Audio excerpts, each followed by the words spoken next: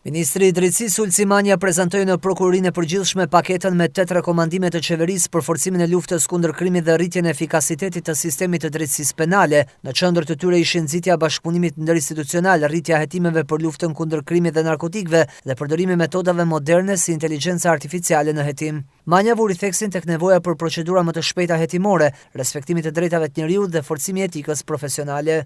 Rekomandimet janë hartuar mbi bazën e një analize të thelluar të situatës kriminale në vend, të dhënave statistikore të raportuara nga vetë organi prokurisë, raporteve të institucioneve ligjzbatuese, prioriteteve kombëtare dhe angazhimeve ndërkombëtare të Shqipërisë, veçanërisht në kuadër të procesit të integrimit evropian. Këto nuk janë rekomandime formale, ato janë një ftesë për bashkëveprim, për koordinim më të fortë institucional, për transparencë dhe llogaridhënie më të madhe përpara publikut. Prokuria duhet të forcojë mekanizmat për kontrollin e brendshëm dhe llogaridhënien përtej procesit betingut.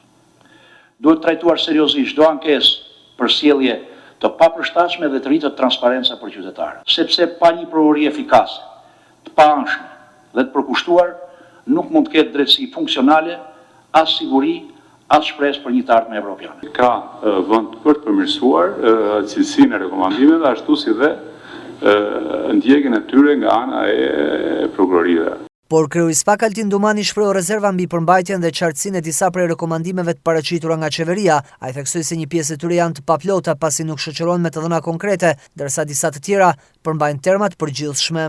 Se rekomandimet nuk shoqërohen me të dhëna statistikore, analizë krahasuese apo tregues konkret që justifikon nevojën për ndërhyrje. Kjo mungesë e bazës empirike dhe metodologjisë së qartë i bën rekomandimet të duken subjektive dhe vështirë të matshme, sidomos për institucion si SPAK që funksionon mbi bazën e efikasitetit, rezultateve dhe besueshmërisë publike.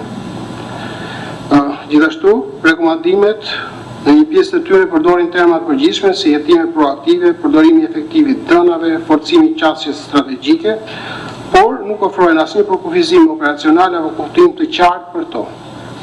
Kjo krijon pasiguri dhe për zbatimin praktik dhe mund të çojë në interpretim të ndryshëm nga institucionet zbatuese.